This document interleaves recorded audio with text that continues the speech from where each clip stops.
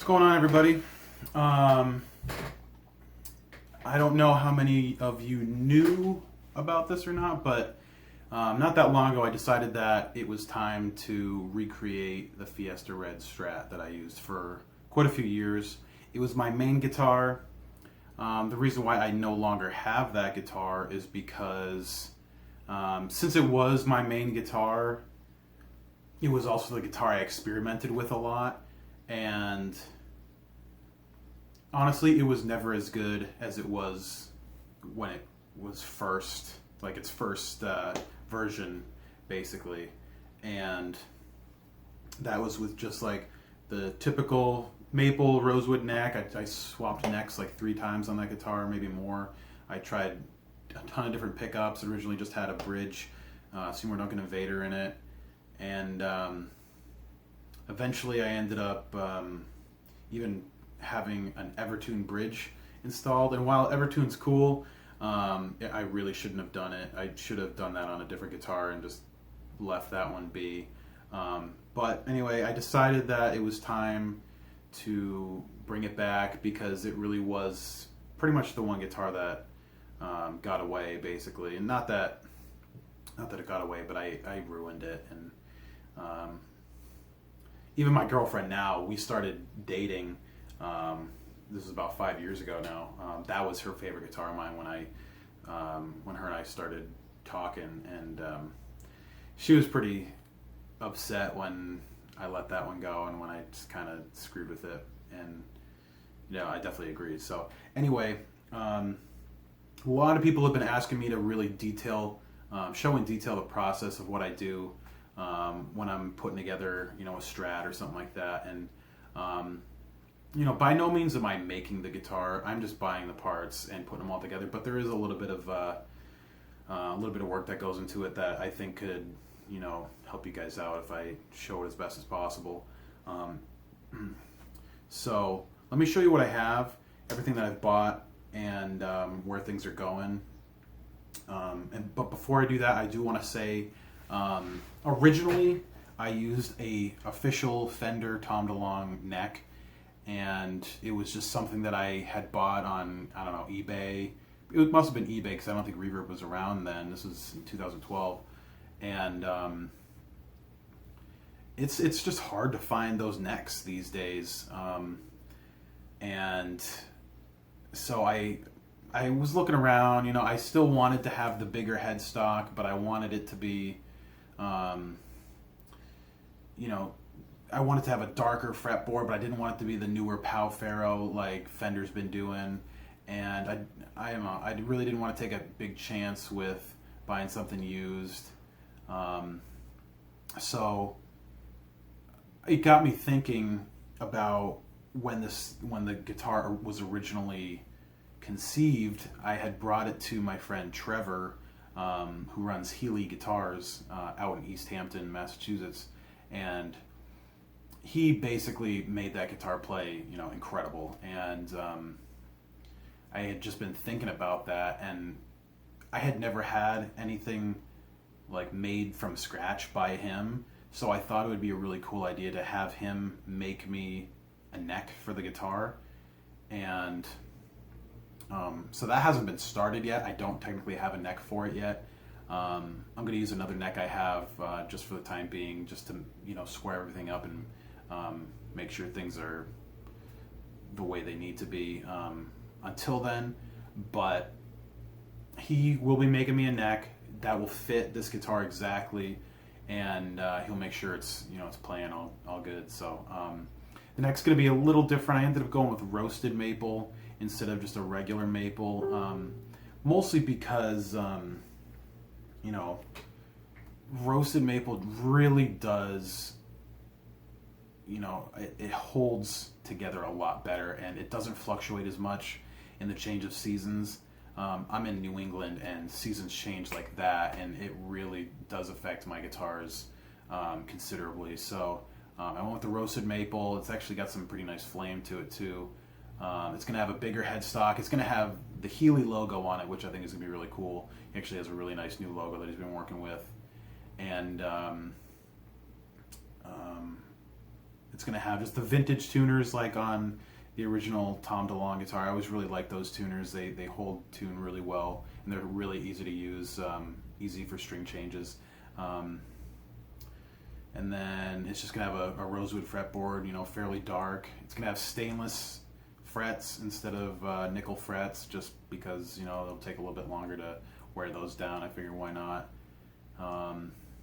It's going to have a compound fretboard. It's not going to just be a compound radius. I mean, it's not just going to have a 9.5-inch radius. I believe we went with just like a 10 to a 12, just to make it a little bit flatter at the top of the fretboard and make it just a little bit easier for lead work, you know, up at the top. Other than that, clay dots, bone nut. That's pretty much it. So it's gonna be really sharp when it's done, and I know Trevor's gonna make it play better than, you know, better than ever. So you know, I never have any issues with that. So let me take the camera. I'm gonna show you guys what I have over here set up behind the camera, and just kind of give you a run through of what you would need to buy in order to do the same sort of project.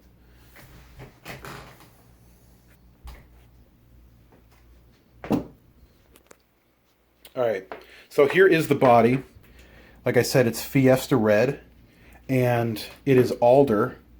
I do like alder a lot. I've used swamp ash a few times, but I feel like alder just kind of has a little bit more balanced tone to it that I'm just more used to. The only difference between this and what I had before, let's see if you can kind of see it. It's kind of hard to tell from here, but it actually has a contoured heel, so it's going to make it a little bit easier to really get those upper frets. And it doesn't look like much, but it really does help a lot. And I highly suggest doing it if you're gonna, you know, do a build like this yourself. Here is the Pickguard. It's the white pearl. They offer a couple different ones. I like the white pearl because it has the white, black, white on the outside, and it's just got a nice shade to it.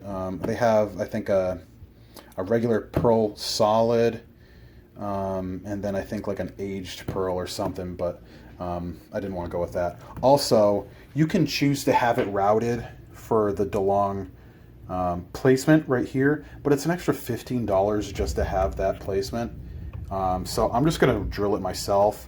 I know that it's parallel with the bridge humbucker right there, so it's just going to be right around there. And if I'm off just a little bit, I'm not really going to worry about it. So over here I have the input jack, or output jack plate, output jack plate there. I've got the neck screws, which are specifically for the contoured heel. Two of them are just a little bit shorter. I have your typical, try and get the focus, your typical strap buttons, nothing fancy there. I always like those ones a bit more.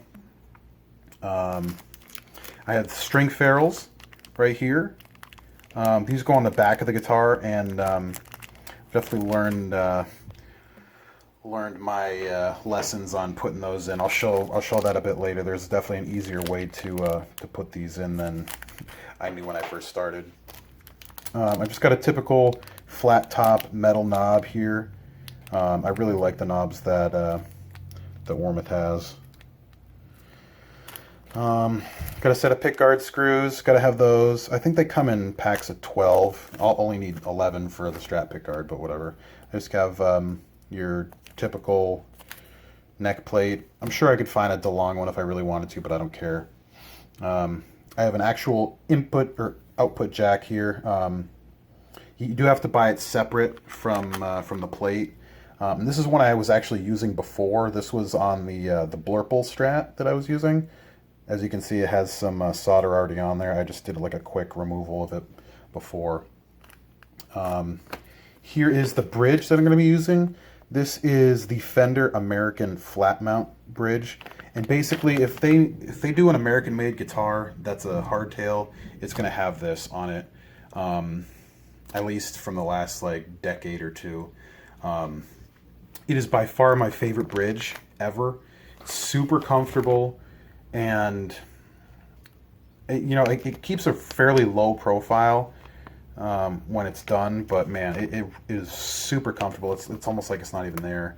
I highly suggest using this over doing just like the vintage style hardtails, because those have like the bent steel saddles instead, and they're just nowhere near as comfortable.